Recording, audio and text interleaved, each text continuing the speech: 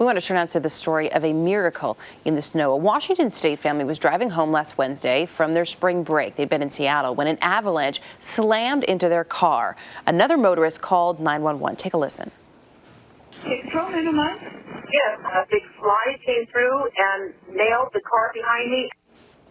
That big slide, a wall of snow and ice, smashed through the windshield with enormous force. You can see the after effects there. It covered the front seat and the passengers in them with shattered glass, pushed the vehicle into a retaining wall. The parents suffered cuts and bruises. Their two young daughters were barely touched. All four of them join us this morning here in the studio. Kent and Tana Parker and their daughters Nicole and Ariana. Good to have all of you with us. Thank you. Good morning. Those pictures, I can't imagine what it must have been like. Walk us through, Kent, what happened?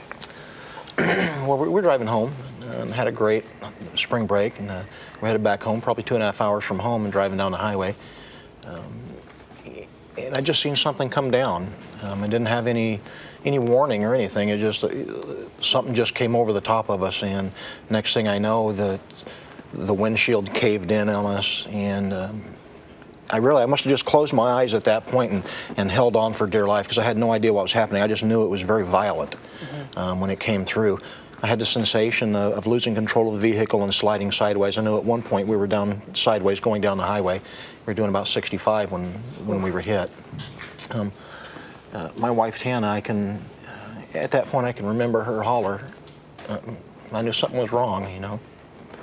Sorry, at this point I always get emotional about this with my family. I mean, it's hard to, you paint such a picture when we see these images. It's tough to imagine actually being in that. And of course, your first concern is your family that's in the car with you. Tana, what were you thinking? Did you realize what was happening at the time? No, I just felt that heavy snow in the windshield over my chest. It was I felt just so heavy. I didn't feel any pain, anything by that time. You know, I just felt the impact over me, and I thought it was the end for all of us. Of course. For me, it was, I thought this is the end. Thankfully, it wasn't. We had the woman who's so calm in that 911 call, who called 911, a good Samaritan right behind you guys, who luckily jumped out and started helping you. Well, when we finally came to a stop, we head on into a retaining wall and came to a stop. And I looked at my family and seen that we were all still in the car, which was kind of amazing to me, but we were packed in with snow. We couldn't just get out. I literally had to dig my way out to be able to get to the door to open the door. And at that point, you're digging not just through snow, but it's ice. It's parts of the windshield, the glass, correct? Yes, correct. And the girls, you guys are in the back seat, snug in your car seats, luckily. But you had snow all over you too, right, Nicole? Yeah.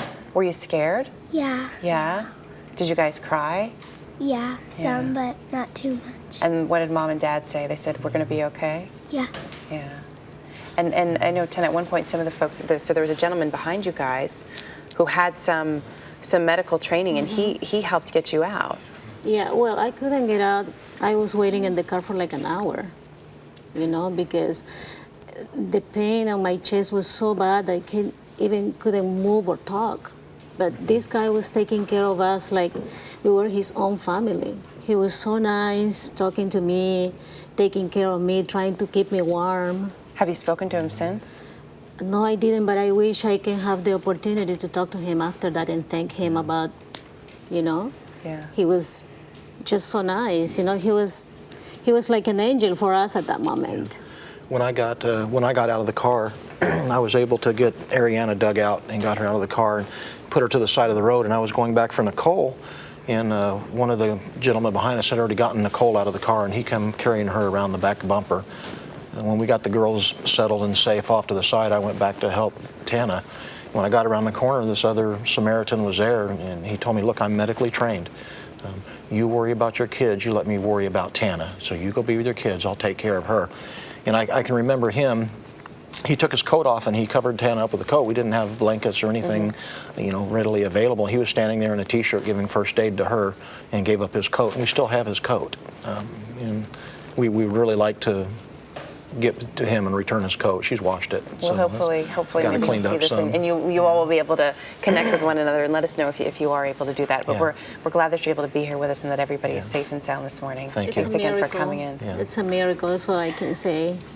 Everybody was where they needed to be, in the right place at the right time to help out. Yes. Yep. All right. And we had an exceptionally tough car. Yeah. It really that saved never us hurts. Well, good to have you here again. you. Thanks again.